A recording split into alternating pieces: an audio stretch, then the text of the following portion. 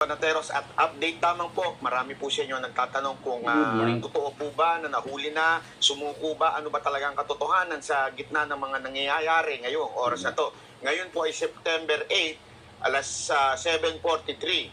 So, kanina nga ho nag-post si Abalos na sumuko na daw si Pastor Kibuloy. Hindi po totoo yun. Ang totoo po niyan ay hindi po sumuko sa PNP kasi pinalalabas nila na nahuli daw or kung ano-ano man ang sinasabi nila. Hindi po nahuli ng PNP, hindi po sumuko sa PNP. Ito po yung sumuko sa AFP, sa sundalo. Okay? Sa army Particular na sa ISAP. Okay? Kala ko pulis kasi maraming pulis ang ISAP po kasi pag nagtrabaho yan, tahimik yan.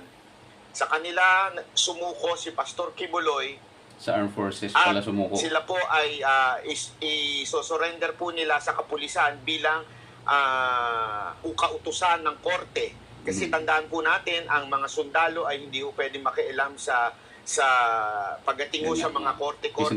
Dapat po nag-i-implement yan ang police, ang PNP. Kaya nga po ito lang, ay paalala lang po. Lalabas dyan, bida-bida na naman. Si Abalos, ang bida-bida na naman. Si Marbil, at siyempre, ang yawang si Torre, bida-bida na naman. Pero isang katotohanan dito, napahiya po si Torre. Malinaw po, napahiya si Torre at yan po ang sinasabi ng mga taga-KOJC. Sumuko sa kay Abalos, hindi naman pala kay Abalos. Tagumpay po. Anong ibig sabihin nun? Tagumpay in a sense na totoo ang sinasabi ng mga taga-KOJC. Hindi po nagtatago sa loob ng KOJC si Pastor Kibuloy. Sumuko po siya sa AFP, sa ISAP. Sa ISAP. Again, tahimik po ang ISAP na hindi po nila i-claim yan, hindi po nila sasabihin yan dahil po sila ay simple lang magtrabaho. Pero kaya nga magandang nangyari kasi po sa ISAP, hindi ho, ang mga taga-ISAP po kasi mga profesional. Yan po ay mga talagang nakita natin, hindi po dumanakad dugo dahil sa kanila po dumaan. Pero kung kay Torian o di kaya kay Marbil, naku po, kita nyo naman kanina, 10,000 ang pinadalang mga kapulisan.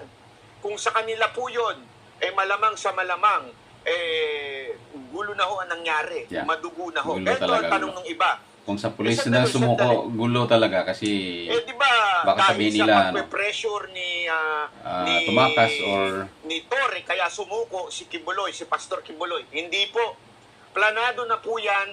Sigurado ako, hindi ko pa po alam, sigurado ako na yan po ay planado na ni Pastor Kibuloy. Malamang sa malamang, hindi ko po ito personal na kaalaman baka nga dati may ano na siya, may agreement meron na po silang kasunduan sa ISAP, before ng AFP o ng ISAP. Hindi natin alam.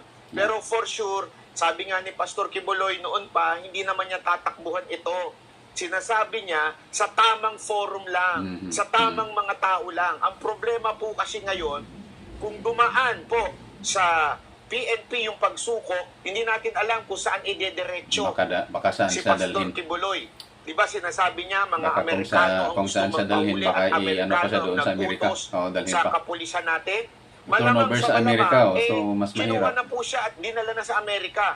Kaya nga Ganun po pala talaga sumuko na lang sa sundalo. Sigurado, meron na silang kasunduan na hindi sila isusuko sa Amerikano. Yun lamang po ang gusto ni Pastor Kibuloy. Ibig sabihin, tagumpay po yung pinaplano ni Pastor Kibuloy na harapin ang kaso sa Pilipinas. Hindi yan ang issue. Ayaw lang niya na sa Amerika. Kasi sa Amerika, alam naman natin kung anong gagawin sa kanya. Malamang sigurado, bakit sa Amerika baka dahil hindi naman siya American citizen? Dahil gusto siyang mawala ng Amerika. So ganito ang nangyari, kaya tagumpay ito para kay Pastor Kibuloy. Dahil palpak po ang lahat ng intel nito ni Torre na nasa loob ng KOJC. Palpak po lahat ng pinagsasabi niya, lahat ng pag-uukay niya, palpak. Sa totoo lang, nakakatawa siya kasi ground commander na walang kaalam-alam. Mantakin mo sabihin niya sa press, wala po akong alam dyan kay Abalos. Tanungin, o kaya tanungin nyo lang spokesperson ng PNP. Ibig sabihin, hindi po siya kasama doon sa inner circle na nag-uusap. Ganun hindi siya kasama sa mga nag-uusap ng mga opisyalis. Kita mo naman, pahiyang-pahiya ka dyan, wala kang kaalam-alam. Ibig sabihin po nun, Hindi isa siya kang involved sa mga kung anong pinag-usapan ng mga nasa itaas. Diba? Tapos bigla Tama lang siya ba ako? sumusugod Tagalog sa na clown, KGC payaso. compound. Oh, ganyan ka lang dyan sa PNP, isa ka lang clown, isa ka lang katatawanan. Isa kang araw-araw na opisyal na nagsisinungaling. Ikaw ang pinakapalpak na opisyal sa PNP. Binaboy mo ang imahe ng PNP dahil sa iyong walang kaalam-alam na intelligence. Pero mantakin mo, dinala mo lahat ng resources dyan, ginastusan mo na Dami-dami kung mga ano-ano, pulis. yung pala wala dyan sa loob. Anong tawag Daming sa'yo? mga kapulisan, Katatawanan, daming isang ginamit payaso, na resources. isang clown. Hindi mo alam kung asa nangyari yung pagsuko. Di ba? Mas nalaman pa natin. Ako po, ewan ng information natin na sa ISAP sumuko si Pastor Kibuloy, sa AFP, at eto ha, abangan ninyo sa mga balita, hindi po palalabasin na sa AFP siya sumuko, hindi po palalabasin sa ISAP siya sumuko. Saan? Kasi gustong maging credit ni Abalos si ito. Abalos. Dahil Kay alam Abalos naman pala. natin si Abalos tatakbong senador. Sa kay Abalos So pala palalabasin palabasin nila na kay sa kanya Abalos sumuko. sumuko. At ang AFP, tahimik po yan. Hindi ho yan magsasalita, professional po Para yan, credit ni lalo-lalo Abalos. ng Kaya isang doon palabasin pag na nagtrabaho sila sumuko sa kanya tahimik, hindi ho sila yung tipo para in nag-e-epal-epal. preparation for So, the 2025 national A1 elections information. para senador. Hindi po sa PNP sumuko. Mahalaga po ba ito? Ito ba ay masasabi nating success? Ito po ba ay kaninong tagumpay? Hindi po ito tagumpay ng PNP. Siyempre Uulitin natin. wala naman silang may Ito po napala sa ang pag-ano wish nila. ni Pastor Sugod Kibuloy nila sa simula compound. pa lang noon. Walang may nangyari Gawan doon. siya ng sulat, gawan ng Wala naman pala si Pastor parang Kibuloy doon. kasunduan sa gobyerno na hindi siya isusuko sa Amerika. Dahil sabi niya nga, paulit-ulit, siya ho ay handang humarap basta sa justice system ng Pilipinas at hindi sa Amerika. Yan po yung kanyang pinaninindigan. Justice, dito lang ho sa Pilipinas, Pilipinas lang. sa korte ng Pilipinas, huwag sa Amerika. Siyempre, At dahil malamang sa Pilipino, malamang, Pilipino naman ito'y siya. aking Dapat dito opinion sa lamang. Philippines. Ito hindi pa Bakit doon facts sa Amerika? na mayroon na pong kasunduan si Pastor Kibuloy.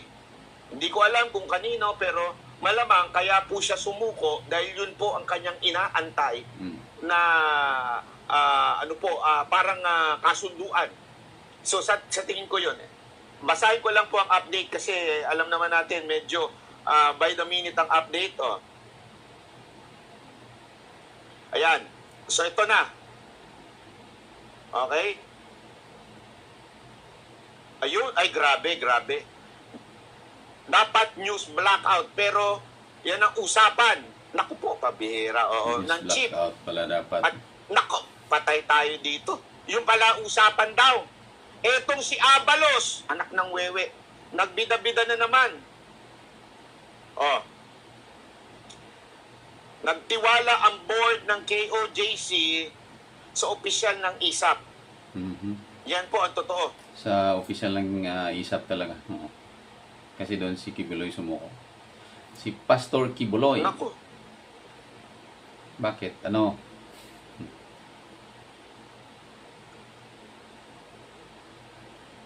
Ito po. Ano na to?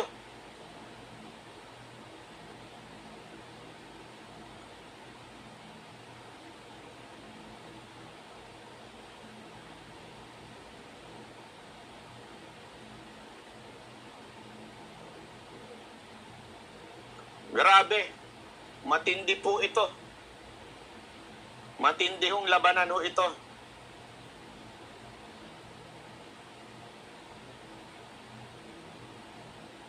Nako.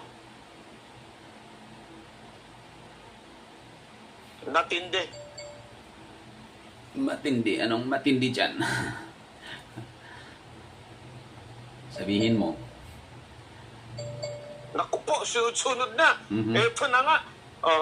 So hanggang dito na lang po muna tayo. Hindi pa po tayo pwede magbigay ng detalye. Okay? Dapat ano Pagpasensya pala, nyo na hindi, po. Ito wala lang pa. muna ang ating update. Okay, maraming salamat po sa lahat ng nanood. Yan po ang hindi official.